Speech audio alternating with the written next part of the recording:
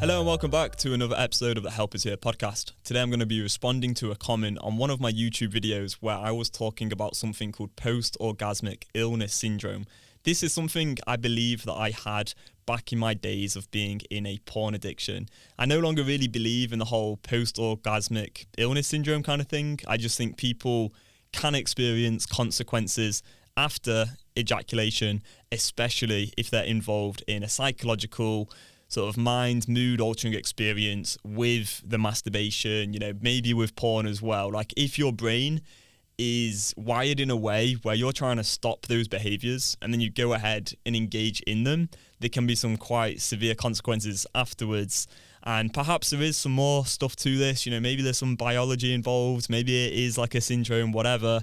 I don't really want to go too far into that side of things and the analysis of it, because we start to enter what we call the unanswerable question territory, where we're kind of going, I don't know, and instead what I like to focus on is, well, what do I know and what can I bring to you today where I can actually talk assertively about my own experience, share how I used to think about things, my beliefs in the past versus my beliefs, my thought patterns, the way I solve problems today, which is completely different now that I've had a lot of training from Mary POIS. I've learned the Beyond Compulsion method, and now I'm sharing this method with other people, which is a lot more logical. It's a lot more rationale. It's a bit more to the point. It's a bit more direct than a lot of approaches and sort of thinking patterns that people have right now in the world around things like post-orgasmic illness syndrome, around things like porn addiction, around masturbation. All right, so let's get into it. I'm going to start off by responding to this YouTube comment, and I'll read it out first. So, hello, sir. When you had, and by the way, thanks for calling me sir. We love that. Right, I don't know. I don't ever really get called sir, but that's just funny. Right, anyway, he says, hello, sir. When you had the symptoms after ejaculation, could you, for example, play a football match or train or even study? I cannot. I have a heavy head, and that heaviness increases when trying to sleep or lying in bed and affects cognitive activities like studying. I cannot understand a phrase by reading it one time. I feel nausea and lack of motivation. Strong heartbeat bothers me when sleeping, accompanied by heat in the belly, neck, and face. Did you have those symptoms? So, I want to acknowledge, that sounds pretty bad. No one wants to be going through all of that, and I can relate to a lot of it. I do think when I was in the porn addiction and I relapsed, I'd have this fogginess in my mind. This is a common thing that people talk about online, is the brain fog. But I do think a lot of the time anyway, I would kind of feel that, and how I would describe it is just being completely drained of my energy, drained of just the essence in me. And I know that sounds a bit woo-woo, semen retention-y kind of sort of bullshit, but that is how I felt, is I just felt so lethargic, just weak, and often I'd actually get ill. I actually would get ill afterwards. Not all the time though, but that did happen a few times. So in particular, the football match, could I play football? Oh my God, that is a great question. So I went for a couple of drinks, just some non-alcoholic drinks, outside in a beer garden about a week or two ago with a mate called Tino. He plays for the football club that I used to play for. He's a legend in that club. He's played there for 30 years or something mental, because he's in his 40s now. He's a top guy, and we were playing football together for a few years. And I was talking about my experience playing with him, because he'd seen so many players come and go. He hadn't actually played for 30 years, probably 20 something years. But anyway, he's a great player as well, definitely a lot better than me. And I was talking about my experience at the club, because he was talking to me about the club and how things had been since I left about a year and a half ago. And what I was saying to him is my confidence would be so destroyed after relapsing. I remember playing in some games and I would be a detriment to the side. You would be better without me on the pitch, because I was that bad. You pass me the ball, you bet I'm losing the ball. Every time I get the ball, I'm just in my head anxious. What do I do with it? That is what would happen after a bad relapse. That was very, very common.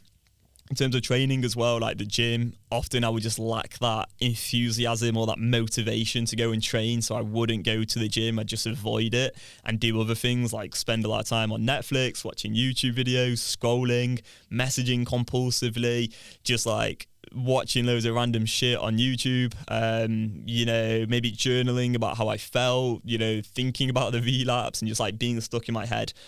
Studying, again, would find that very hard. I remember one time I was at university. It was a pretty poor university, actually, because it was part of this degree apprenticeship I was doing. So it wasn't the best uni, not the worst either. It was Aston University, but the course itself I didn't think was great. But I remember I was really deep in the porn addiction then. I was about 18, 19 at that point. And I remember like relapsing because I just have the thought pattern like, oh, I'm so stressed. I need to release. I need to have some relief from all this studying. And then I'd go back to the studying and like my productivity was pretty poor. I didn't get particularly great grades. I wasn't really concentrating very well, and I'd come up with a lot of excuses to put it off. In terms of the heavy head, again, there'd kind of be that brain fog feeling, like everything would just feel so challenging. Sleep, I didn't have too many problems with sleep personally, so like I would be able to get a lot of sleep. I didn't like have too many disturbances. I suppose there were a few times I'd wake up in the night, and I'd have like more compulsive desires and be a bit all over the place in my head. But I never saw that as like that big an issue in terms of like getting to sleep. But my problem with sleep was actually how much sleep I felt I required after relapsing. So I remember like so many times I'd relapse and then I'd honestly like get like between like 10 and like 12 hours sleep, like minimum. Actually, a lot of the time it was probably even more. It's probably like more than 12 hours. I'd just like be sleeping in and in and in. And I'd like kind of think like, oh God, like, I don't want to get up. Like, I don't want to actually face my life. Like, I just want to stay in bed. I just want to sleep. And that was pretty bad. So I'd oversleep a lot of the time, which just kind of enhanced the lethargy. And I really felt I needed more sleep, which was weird. So that's what I experienced. Other things, nausea, lack of motivation, yeah, definitely. Strong heartbeats, and the heat in the belly, neck and face. I can't remember having those ones too often. I think for me, I actually got quite cold, which was weird. That was my experience. But what I want to talk about is like, okay, so, I've gone into some of the symptoms off the top of my head, really, what I can remember, because this is quite a few years ago now, really. But what I would say nowadays is like, the way I see things, I don't see this as like a syndrome. And I would see, at least I wouldn't choose to think like that, because if we choose to believe this is like a syndrome, we're kind of pinning ourselves to this idea that this is like out of our control. But the truth is, what I believe is that a lot of those symptoms, they can be mitigated, or like not even mitigate, like they can just be removed from your life entirely. Like you don't need to go through any of those symptoms. And like nowadays I'll have sex and I don't have all of these symptoms afterwards. I feel fine a lot of the time. Sometimes there'll be more compulsive desires and I'll treat those with my script.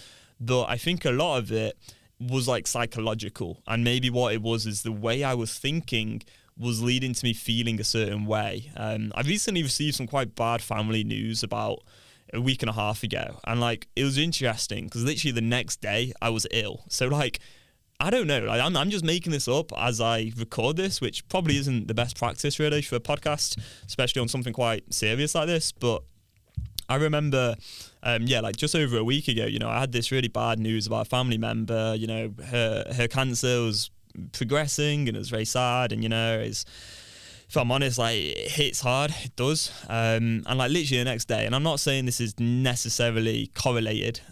Obviously there's just coincidences that happen, but like the next day I was ill, like right away I was ill.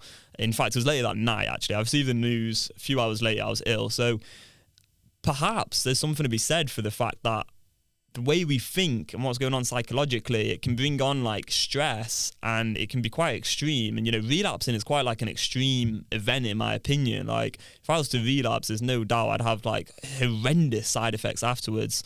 So maybe part of it's psychological, maybe it's not. We don't need to really solve that problem. Like we don't need to figure out, okay, are these symptoms to do with the porn and masturbation? Are they to do with ejaculation? Like, we don't need to go and figure out like, oh, are these symptoms to do with that or not? Or are they to do with this thing? Like, all we need to do is realize in our life, like, okay, if there's a behavior and I've seen a correlation between engaging in that behavior and there being consequences, well, how do I stop that behavior? That's all we need to solve. And I think this simplifies things so much for people. And I really, really would recommend applying it to your own life. Like, instead of going online and trying to figure out, like, did this person have this symptom? Did that person have that symptom? I think it's so, so important to just realize for yourself, like, and this is going to sound so cringy, but it's kind of like you're the king of your own choices. It's like you get to decide for yourself what behaviors you choose to engage in versus which ones you stop. And if you're struggling to stop a behavior that you want to stop and you keep going back to it, then you want to get help. You want to really go find someone, maybe us, Beyond Compulsion Academy, who has a solution to that problem. Like, someone who actually knows, okay, well, you are going to want to engage in this behavior, and here's how we stop it, and like solve that problem. So this is key because, I was on the phone to a guy yesterday and he was asking me, he was saying like, oh, I feel like my mind's very foggy at times. I feel all over the place. My productivity isn't always the best. I find it hard to focus. And he was talking about all these different problems. And it's like, okay, we could go down the path of trying to decipher which sort of symptoms are to do with porn and masturbation and which are to do with other factors, and we could do all of those things. Or we could just go, okay, I'm going to stop watching porn and I'm going to stop masturbating for a period. I'm going to see how that goes, and let's find out just from my own personal experience whether that's going to get rid of those consequences, those symptoms or not. And like, from my experience, stopping engaging in compulsive behaviors and dealing with the addictive part of the mind and like the psychological aspect of this whole problem in the correct, like, effective way, that's the path towards like no longer experiencing the symptoms at all. And I don't even care anymore whether like the symptoms I had in the past were like placebo or real, or like whether they were to do with porn, whether they were to do with masturbation. Like, I don't even think about that anymore because I just don't need to solve that problem. And like, I know what problem to solve, which is simply how do I, moment by moment, right here, right now, make choices I'm proud of, make choices that align with my values. How do I just moment by moment stop any behavior that I want to stop, and then crack on with my life without this like questioning going on. And it's so, so freeing to think in this way, because you don't need to like keep searching online trying to figure out like other people's experiences. You just go, okay, that behavior equals this. Well, I'm going to stop that behavior. And that's all you focus on solving, is how do I stop that behavior?